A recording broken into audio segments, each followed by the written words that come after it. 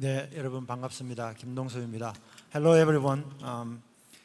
오늘의 그 주제, 주 관심사는 과연 인공지능이 어떻게 제조에 활용돼서 제조 혁신을 이루느냐, 그런 그리고 각국에는 과연 어떤 이니시티브를 가지고 이것을 시작하고 있느냐 하는 관심과, 그리고 전문가의 견해를 듣도록 하겠습니다.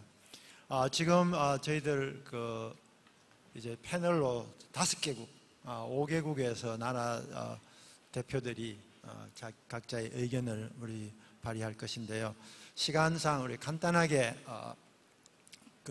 좀 시작을 하도록 하겠습니다. 먼저 캐나다의 정말 좋은 강연, 기조 강연을 잘 들었습니다. 정리를 한다면 우리 제이슨은 AI가 매니팩처링 해서 새로운 어떤 비즈니스 모델 체인지를 가져오고 있다. 굉장히 중요한 부분이다라고 했고, 우리 수는 콜래보레이션 이노베이션하고 코인베스트먼트, 이 굉장히 중요한 역할을 하고 있다 하면, 스케일 AI에서는 탤런트 디벨롭먼트와 스케일업, 그다음에 에코시스템, 이런 부분들이 굉장히 중요한 걸 강의를 해줬습니다. 그래서 일단 질문도 꽤 들어왔는데요. 질문은 나중에 받도록 하고요. I'd like to ask, from the Canadian, Sue and Jason. 캐나다의 수 그리고 제이슨 씨께 먼저 질문 드리겠습니다. 빠르게 질문 드릴게요. 지금 발표를 통해서 캐나다가 어떻게 5개의 슈퍼 클러스터를 관리할 수 있는지를 알 수 있었습니다. 정말 눈이 새롭게 뜨이는 경험이었는데요. 정말 훌륭한 발표였습니다. 한 가지 질문을 드리고 싶습니다. 제이슨 씨나 수 씨가 답변을 해주시면 좋겠는데요. 국제적인 협력 가능성 어떻게 보십니까? 지금 현재 보니까 캐나다 내부적으로는 정말 잘하고 계시는 것 같은데요. 하지만 국제적으로 협력 가능성 어떻게 보십니까? 네, 감사합니다. 질문 감사합니다. 제가 국제 협력 프로그램에 대해서 아까도 말씀드렸는데요. 제가 놀랐던 것은 제가 7주 동안 조사를 했습니다. 저희 프로젝트 32개를 봤는데요. 포트폴리오 절반을 보니까 40%의 프로젝트가 그중 절반이 국제 협력으로 이루어졌다는 것이었습니다. 캐나다 고객과 또 협력하는 분들이 이 슈퍼 클러스터 이니셔티브에 참여하시더라고요. 먼저 슈퍼 클러스터 측면에서 봤을 때 제이님이 말씀하셨던 것처럼 다른 두 슈퍼 클러스터들도 말씀하셨듯이 제가 2년 동안 이런 프로젝트를 하면서요.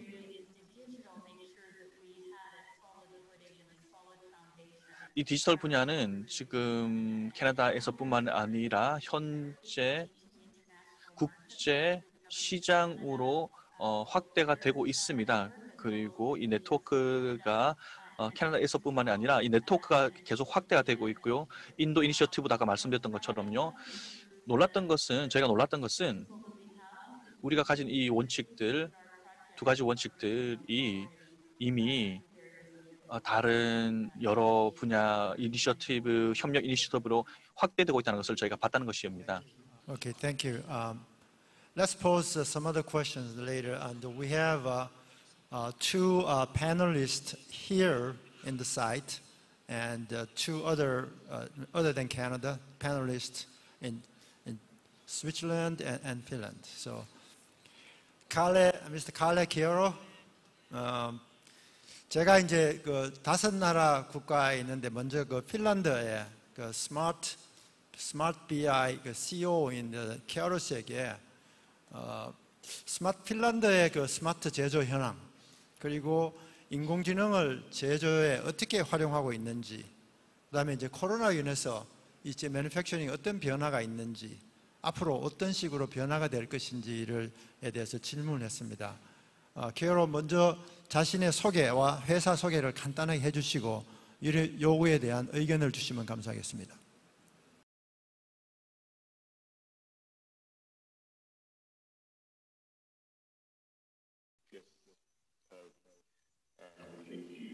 네, 안녕하십니까? 감사합니다. 앞선 발표, 캐나다 측의 발표 너무 잘 들었습니다. 좋은 접근법이라고 생각했습니다. 빠르게 제 소개 먼저 드리겠습니다. 저는 스마트비의 COO이자 공동 창립자입니다. 스마트비는 머신러닝 그리고 AI를 다루는 기업이고요. 산업계 어플리케이션에 주력을 하고 있습니다. 핀란드 소재 기업이고요. 저희 기업은 각기 다른 업계의 다양한 고객사와 협력을 하고 있습니다. 특히 펄프 제지사 그리고 에너지 그리고 기타 제조업 이런 여러 고객사와 함께 하고 있습니다. 핀란드 그리고 더 큰 유럽 시장에서 저희가 활동을 하고 있고요. 말씀드렸듯이 AI 그리고 머신러닝이 산업계에 어떻게 적용될 수 있는지에 주력을 하고 있습니다. 그렇기 때문에 이렇게 다양한 패널분들을 모신 게 저에게 있어서도 정말 좋은 기회라고 생각합니다. AI 머신러닝 하에서 저희가 여러 가지 컴퓨터 리즈닝 그리고 여러 가지 애널리틱스 이런 것들을 자체 개발을 하고 있습니다. 계속 네, 그렇다면은 스웨덴의 사례를 잠깐 들어보도록 하겠습니다. 안드레스 헥토르 씨 모시겠습니다. 잠깐 자기소개 간략하게 해주시고요. 다음으로 제가 미리 드렸던 세 가지 질문에 대해서 답변 부탁드립니다. 스웨덴 스마트 제조업 어떻게 되는지요? 네. 아니요. 계속 하십시오, 칼레 씨. 네, 제가 계속을 하려고 해봅니다. 미리 받았던 질문에 대해서 답변을 하겠습니다. 우선 첫 번째, 지금 스마트 제조업이 핀란드 현황이 어떠한지에 대해서 말씀을 드리겠습니다. 핀란드 스마트 제조업 현황에 대해서 잠깐 말씀을 드리겠습니다. 핀란드는 굉장히 제조업에 많이 주력하고 있는 국가입니다. 사실 핀란드 수출의 약 절반이 제조업에서 만들어지고요. 이와 동시에 저희가 굉장히 선진 국가이기도 합니다. AI 관련해서요. 유럽 집행위원회의 보고서에 따르면요. 그리고 유럽 집행위원회가 내놓은 지표를 살펴보면 핀란드가 유럽 내에서 AI 관련해서 주도적인 역할을 하고 있고 제대로 환경이 갖추어진 나라다라는 것이 밝혀졌습니다. 그렇기 때문에 핀란드는 AI, 유럽 AI 중심에 있는 나라다라고 말씀을 드리겠습니다. 지금 현재 트렌드가 어떠하냐, 즉 이런 스마트 매뉴팩처링, 스마트 제조업 내에서 AI 트렌드는 어떠하냐라고 물어보신다면 두 가지가 핵심이 있는 것 같습니다. 우선 현재 전반적으로 업계에서 보는 모습은 이렇습니다. 핀란드도 그렇고 전 세계적으로도 그렇지만 우선 첫 번째로 지난 몇 년 동안 AI가 제조업에서 이제는 가치 검증 단계를 넘어선 것 같습니다. 즉 여러 가지 업계에서 여러 가지 각기 다른 제조업 업계에서 AI를 적극적으로 사용하고 있는 것 같습니다. 과거에 많은 기업이 이제 시험을 했고요. 과거에는 이렇게 가치 검증 단계였는데 이제는 현재는 이런 가치 검증을 하고 시험을 하는 단계를 넘어서서 가치를 실현하는 단계에 접어든 것 같습니다. 즉 이제 프루프 오브 컨셉이나 파일럿을 하는 것을 넘어서서 이젠 생산 단계에 접어들었다라는 생각이 듭니다. 즉 AI가 어떻게 보면 이제 노멀 비즈니스 환경의 일환이 되었다라고 이야기를 할 수 있을 것 같습니다. 과거에는 그냥 이걸 시험을 하고 이제 적용을 하는 그 간의 경계가 이제 점점 더 흐려지고 있는 상황에 있다. 이제 매일매일 일상에서 AI 기술이 사용되고 있다라고 이야기를 할 수 있을 것 같습니다. 그리고 두 번째 핵심 트렌드 또한 있는데요. 두 번째는 이렇습니다. 현재 AI는 아직까지도 많이 지원을 해주는 기술입니다. 인간이 수행하는 과제를 조금 더 효과적으로 할 수 있도록 지원을 해주는 기술이 바로 AI입니다. 효과적으로 혹은 더 빠르게요. 하지만 앞으로 향후 몇 년 동안 스마트 제조업계에서는 새로운 변화가 있을 것으로 생각을 합니다. 즉 지원을 해주는 것을 떠나서 이제 반자동 혹은 완전 자율이 되지 않을까 생각합니다. 이런 좋은 코멘트 공유해 주셔서 감사합니다. 우리 핀란드가 제조가 GDP 한 30% 정도 차지할 정도로 제조가 굉장히 그거하고, 그리고 유럽에서도 핀란드가 테크놀로지가 좀 잘 가고 있는 이런 나라로 인정을 받고 있고, AI는 이제 생각으로는 이제 proof of concept (POC) 개념을 지나서 이제 벌써 이제 value realization 쪽으로 가고 있다라고 합니다. 그래서 그 AI가 이제는 진짜 산업에서 실험 단계가 아니라 실제 비즈니스 돈을 벌 수 있는 이런 단계로 가기를 바라고 또 그쪽으로 간다고 생각합니다. 자, 이제 다시 질문 드리겠습니다. 안드레스 참사관님, 시간이 조금 제한됐기 때문에 간단하게 답변해 주시면 감사하겠습니다. 네, 마이크 켜져 있죠? 네, 고맙습니다. 발표 잘 들었습니다. 캐나다가 AI의 분야에 대해서 굉장히 인상적인 것들을 많이 하고 있다는 것을 알 수 있었습니다. 정말로 흥미로운 발표였고요. 또 제이슨 씨께서 말씀하셨던 AI가 일반적인 도구가 되고 있고 이제 일종의 툴박스가 되고 있다는 말씀 참 좋았습니다. 또 스웨덴의 경험을 말씀드리자면요. 스웨덴도 AI가 모든 기업의 기초가 되고 있습니다. 어떤 분야를 떠나서 AI가 아주 중요한 도구가 되고 있는 것이죠. 또 코비드와 관련돼서는요. AI가 코비드는 약간 디지털 혁신의 연료라고 볼 수 있습니다. 스웨덴에서도요. 지금 많은 분야에서 이런 디지털 미팅 시스템을 통해서 저희가 사람들이 디지털로 회의를 하면서도 또 점점 더 생산에 있어서 사람에 대한 의존도가 낮아지고 있는 상황입니다. AI가 더 늘어나고 있죠. 경제 현황은 어떤지는 정확히 모르겠지만 아마도 아주 긍정적인 영향을 미치고 있을 거라고 자신합니다. 스웨덴에서는요 많은 다양한 것들을 하고 있습니다.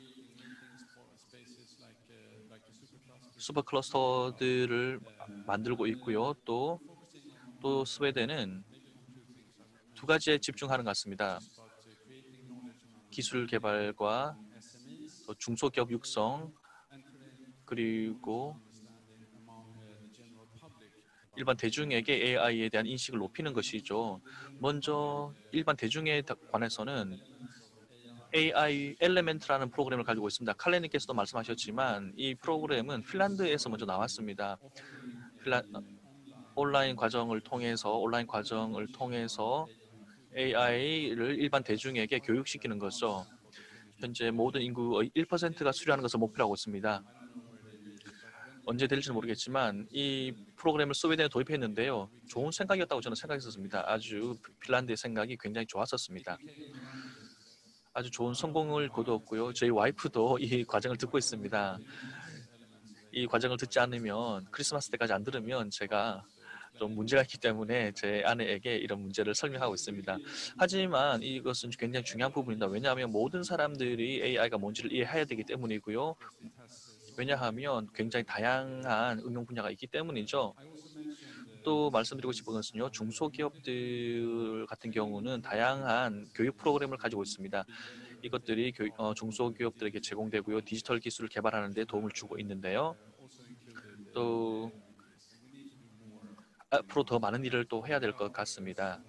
중소기업들이 AI를 적용하고 새로운 기술에 접근할 수 있도록 많은 도움을 줘야 될 필요가 있다고 생각합니다.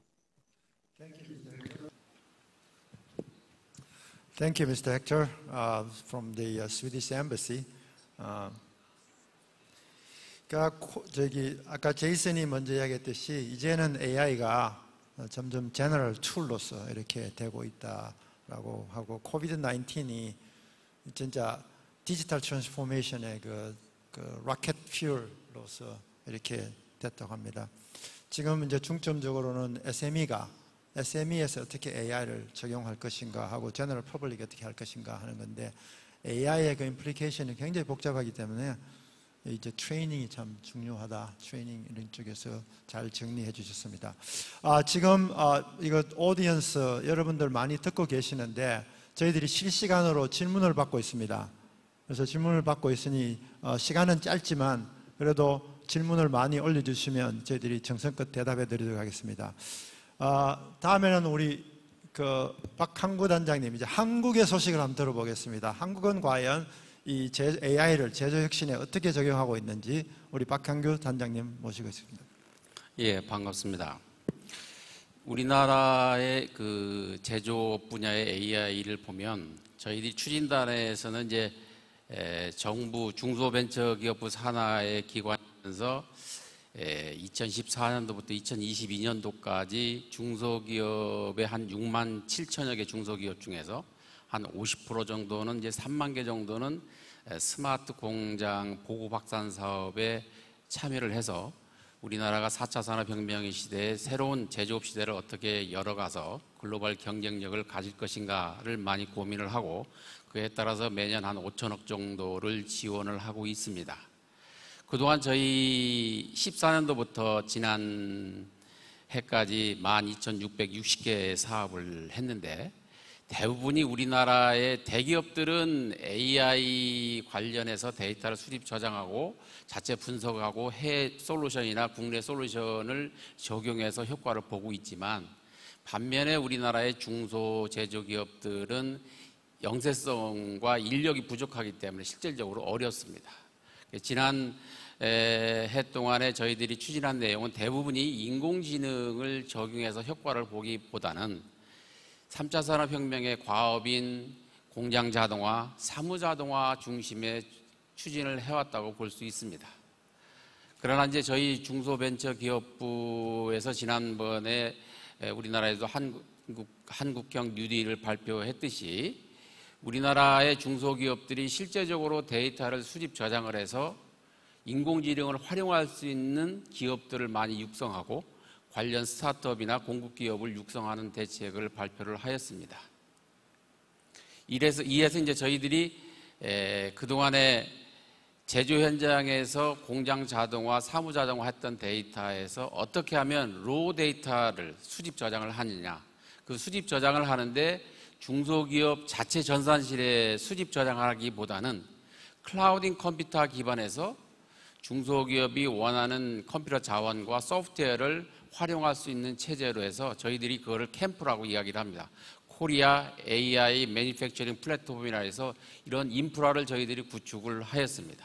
올해부터는 우리나라의 중소 중견기업에서 생성되고 있는 모든 데이터를 국제 표준인 어셋 어드미니스트레이션 기반의 데이터를 수집 저장을 해서 클라우드에 올려놓게 돼서 1년 정도 저장이 되면 우리나라의 스타트업들이 개발한 인공지능 솔루션을 도입을 해서 실제적으로 우리나라 중소기업들이 데이터의 가치 창출을 느낄 수 있도록 저희들이 지원을 할 계획으로 되어 있습니다.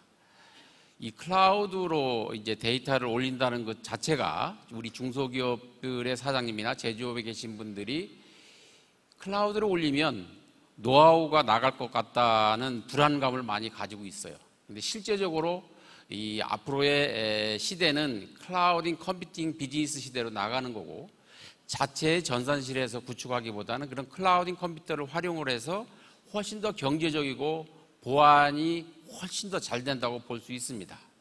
실제 우리나라 제조기업 사장님들이 클라우드로 올리면 이제 보안이 취약하다는 그런 인식을 좀 이 자리를 빌어서 보안이 자체 전산실에 있는 것보다 훨씬 더 강화되고 그 기업의 노하우를 유지하면서 필요하면 기업과 기업 간의 데이터를 서로 연결을 해서 새로운 가치를 창출할 수 있는 기반이 우리의 그 캠프라고 할 수 있습니다. 앞으로 이제 해외에서도 많은 인공지능 솔루션을 개발을 하고 있지만 우리나라 스타트업에서도 이 제조 분야의 설비 상태에 따라서 품질에 어떠한 영향을 주는지 또는 그 설비가 언제 부품이 고장돼서 마모되고 언제 교체할 시점을 예측해주는 이런 쪽으로 가서 사실 인공지능이라고 하면 사람의 역할을 바꾼다고 할 수 있습니다.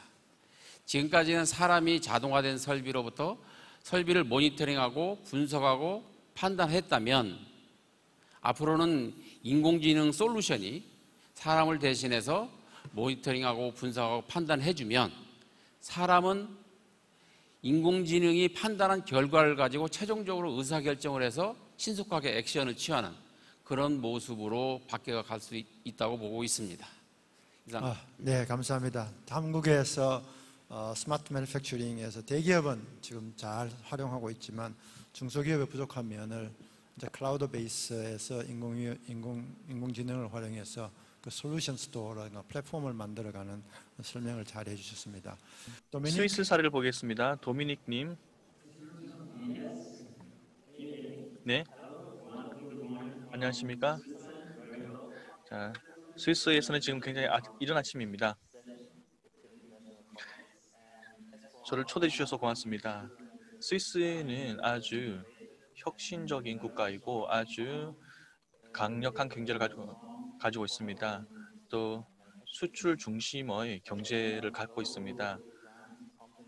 또 전 세계적인 브랜드를 많이 가지고 있습니다. 제약회사, 그리고 시계회사 등등이 있고요. 또 로봇 기술 기업 제조업체들도 있습니다. 툴머신 제조업체들도 있고요. 러시나 GF, 또 ABB가 있죠.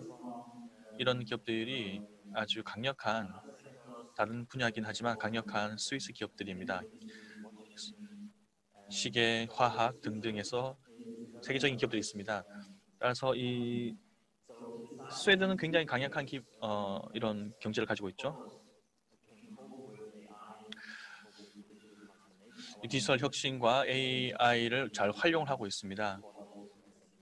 중소기업을 또 지원하기 위해서 많이 노력하고 있고요. 98%의 스위스 기업들이 다 중소기업들입니다. 대부분이 다 히든 챔피언이라고 하는 기업들이죠.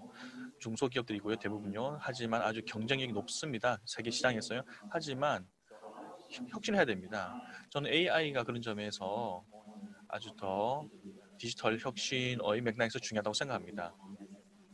중소기업들이 어떻게 AI를 활용하는가에 따라서 경쟁력을 가지고 신기술을 가질 수 있습니다. 스위스는요, 아주 작은 국가입니다. 하지만 연방 중심의 국가고요.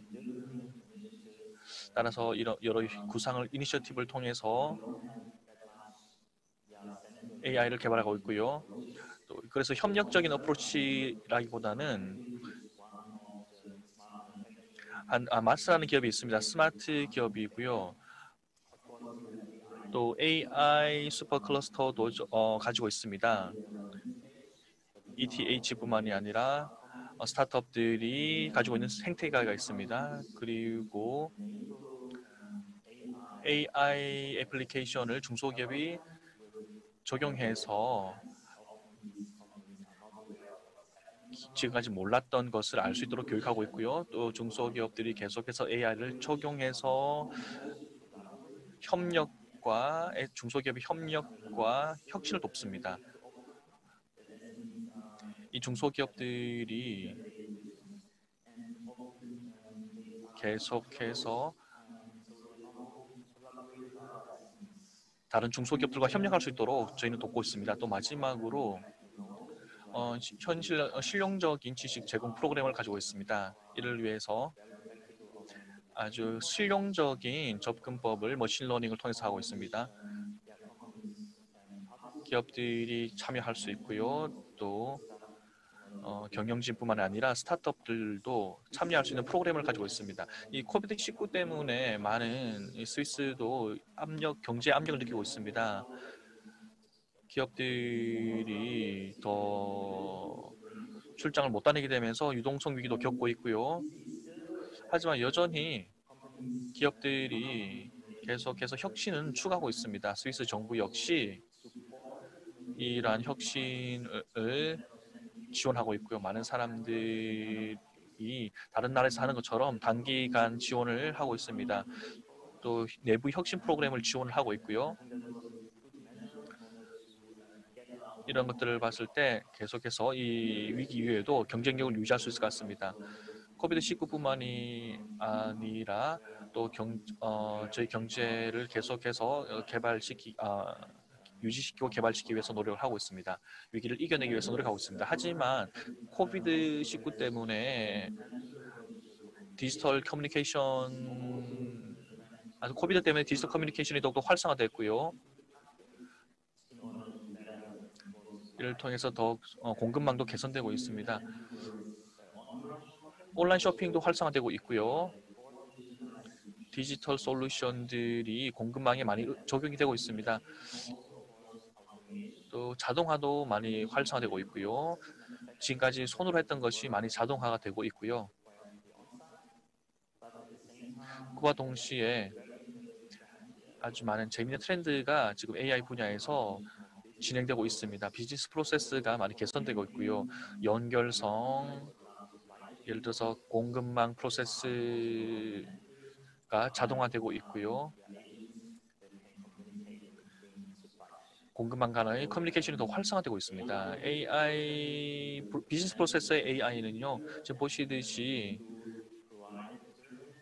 여러 실험이 진행이 되는 것처럼 앞으로도 많은 자동화 혜택이 이 SM 중소기업들에게 많이 제공이 될 수 있을 거라고 생각합니다. Thank you, Dominic. 스위스는 이제 테크놀로지로 많이 잘 알려진 나라고, 저 개인적으로도 사실은 그 이제 스마트 매니팩처링이 이 AI를 어떻게 적용하는가 하는 게 제 개인적인 연구 관심사이면서 우리 스위스하고는 계속 지속적인 콜래보레이션, 특히 스위스 스마트 팩토리하고는 콜래보레이션 하고 있는데, 코비드 19에 대해서는 간단히 설명해 주셨고, 특히 이제 SME들, 중소기업들이 여러 가지 이유로 인해 가지고 이 AI를 적용을 잘 못하는데, 아마 전 세계적으로 대기업들은 해도 다 할 수 있는데 전 세계적으로 이렇게 나오는 그 트렌드를 보게 되면 중소기업들이 어떻게 빨리 엑셀러레이트해서 그 AI를 적용해서 어떤 비즈니스 모델 트랜스포메이션 되느냐 하는 것이 아마 거의 관심사인 것 같습니다. Thank you very much. We got 전체 좀 기초적인 것을 들었고요. 우리가 좋은 질문이 들어왔습니다. 이게 먼저 캐나다한테도 질문이 왔는데, 일단은 공통 관심사에 대해서 질문 하나 여러분들한테 손 들어서 좀 답을 해주시면 좋겠습니다. Anybody? 우리가 이제 AI가 많이 적용된다 하고 AI가 실제 산업 영역에서 이제 POC를 넘어서 이제 실제로 value realization 생산 단계로 나아가는데, 한 질문자께서 이런 질문을 했습니다. AI가 산업 영역에서 실험 단계에서 생산 영역으로 나갈 때 일어날 수 있는 윤리적인 문제는 없을까요? 하고 했습니다. 혹시 let me try to translate it. Now AI is from the POC to the value realization. Will there be, do you anticipate any ethical problem when moving from trial to real in the business area by utilizing AI? Anyone? Okay, Andres. Thank you very much. Yeah, this is a bit of a favorite topic. We've been working quite a lot on this in Sweden, and the answer is of course yes. And there are many different levels of ethical and normative issues that AI give rise to, and the most well-known, I think, is the one where you use biased data to train your AI, meaning the output of the AI will give a flawed or a skewed result. A classic example is the soap dispenser, where you have a soap dispenser that gives you soap when you put out your hand, and you have artificial intelligence that has been trained on only white people's hands. So if somebody with color put their hands under the soap dispenser, they don't get any soap. So that was there are many such examples. But importantly, there are also a lot of work being done about identifying these biases. So there are lots of ethical guidelines to be found online. So I advise to have a look online for ethical guidelines on AI. You'll find a lot to learn. Thanks. Yeah. Anyway, there's 우리 안드레스는 yes, ethical problem이 anticipate 되고 이걸 미리 준비해서, 사실은 이게 한 그 로컬 그 컨트리에 되는 것이 아니라 전체적으로 좀 준비를 해서 바이어스에 대한 가이드라인 같은 것이 정립이 돼야 된다고 생각해요. 또 한 분 더 정도 받아보겠습니다. Any comments from the panelists? 네, 지금 보시면 유럽의 사례를 보시면요. 윤리 문제가 굉장히 중요합니다. AI에 있어서요. 유럽은 최근에 이니셔티브를 발표했습니다. AI EC가 지금 윤리 가이드라인을 발표했죠. 또 여러 다양하게 중국에서도 있고요. 작년에 셴셴 선전에 갔었습니다. 아주 전 세계에서 아주 발달한 도시 중에 하나죠. 거기 한 회사가 AI를 활용해서 사람들이 빨간불에서 길을 건너는지 그것을 보고 벌금을 주는 시스템이었습니다. 아주 좋은 기술이었습니다. 그런데 이것을 유럽에서는 도입할 수 없을 것입니다. 저희는 AI의 대행 모델을 중국에서 쓰는 AI 모델의 대행 모델을 만들 수 있는 것이죠. 저희 현실이나 문화에서는 적용되지 않을까요? 그런 점에서 이런 것들이 좀 다양한 이슈가 되고 있습니다. 이러한 가이드라인이 다양한 가이드라인이 되고 있습니다. Thanks, Dominic. 캐나다에서는요, 역시 아주 여러 가지 윤리 기준이 굉장히 중요합니다. 프라이버시, 또 개인정보 등등에 관한 가이드라인이 다양하게 존재하고 있습니다. 사이버 보안도 있고요. 또 다양한 측면에서 이 윤리적 문제를 보는 기준들이 있습니다.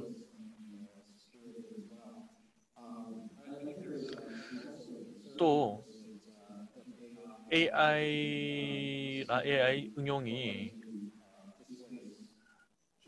일자리를 뺏어간다는 걱정도 있죠. 또 단기적으로는 아니겠지만 장기적으로는요. AI가 산업에서 적용되면 더 오히려 더 문제 해결을 하는 더 좋은 고객들에게 더 좋은 가치를 줘야 하는데요. 그렇게 되면 더 받아들일 수 있게 될 것입니다. 산업계에서 기술을 더 잘 받아들일 것입니다. 그렇게 된다면요.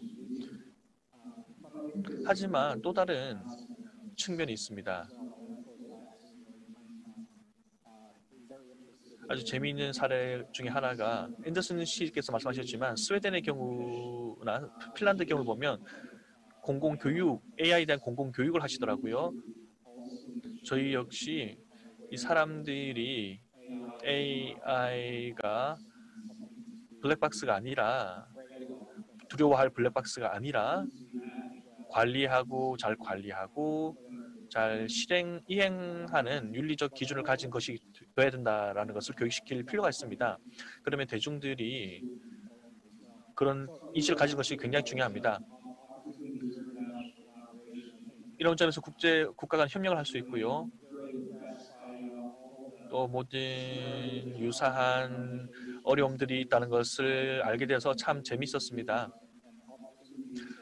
따라서 앞으로 많은 이 AI를 응용하는 데 있어서 협력 기회가 있을 것 같습니다.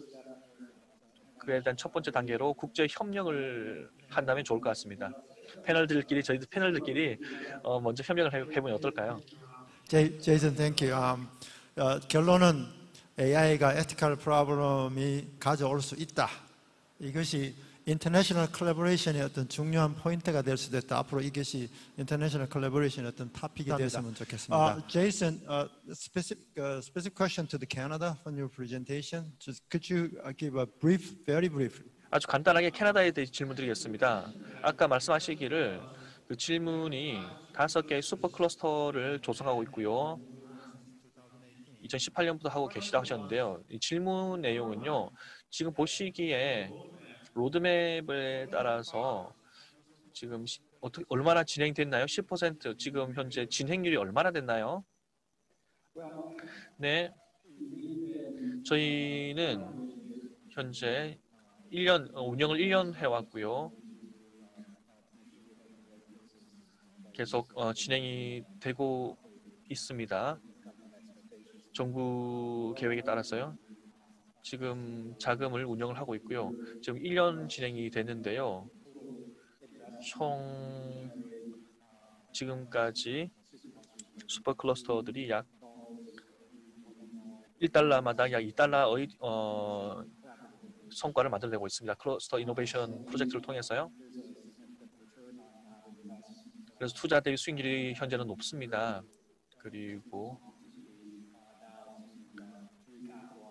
또 이런 것들을 다시 슈퍼 클러스터들을 다시 재투자할 수 있는 환경이 되고 있는 것 같습니다. 하지만 솔직히 말씀드리면 약 50억 달러가 총 투자 3년간의 총 투자 금액인데요. 여기에 대한 투자 수익이 나올 것입니다. 네, 몇 가지 질문이 더 있습니다. 자, 여기서 멈추기로 하고요. 하지만 각 패널리스트들에게 다시 한번 감사 말씀드립니다. 한마디로 그러면 AI의 미래에 대해서 제가 한국말로 하겠습니다. 제가 이제 거의 이제 마무리를 해야 될 단계인데 패널리스트들한테 원 센텐스나 아주 간단한 단어로 우리가 AI가 제조혁신, 그러니까 AI가 스마트 매니팩처링에 들어가기 위해서 과연 뭐가 돼야 될까? 한 원 센텐스로 뭐가 필요한지 말씀해 주시면 감사하겠습니다. 잠시 생각하는 동안 질문들이 굉장히 많이 왔는데 질문을 몇 개를 하기에는 굉장히 괜찮은 질문들이 있는데 제가 답을 못 해드려서 죄송합니다. 향후 인공지능이 자동으로 운영된다면 시스템의 오류, 잘 운영되고 있는지에 대한 감시 장치가 어떤 식으로 이루어지나요? 하는 질문도 있고요. 그다음에 몇 가지 질문인데 마지막 질문에서 또 AI를 통한 국내국의 협력에 대해서 오늘 많은 토론자께서 말씀해 주셨는데 AI를 연구하는 데 있어서 국가마다 경쟁도 더 높아지고 있는가 싶어요.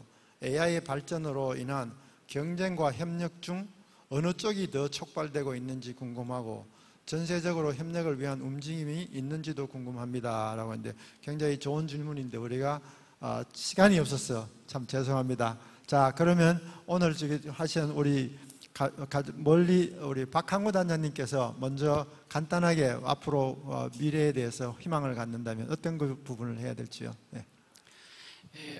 AI는 우리 인간의 삶을 더 풍요롭게 만드는 하나의 수단이라고 볼 수 있습니다. 그래서 우리는 AI를 활용을 해서 우리의 삶을 더 풍족하게 만드는 방법으로 또 연구를 해야 되고 활용해야 된다고 보고 있습니다. 감사합니다. 갈래? 캐롤? 네. 많은 분들이 이미 이야기를 해주셨지만 제가 강조하고 싶은 내용은 이렇습니다. 리더십 차원에서 AI를 결합시켜서 우리 일상의 비즈니스 운영으로 결합을 시켜야 한다라고 생각을 합니다. 그냥 시험만 하는 데서 그치는 게 아니라요. 네, 감사합니다.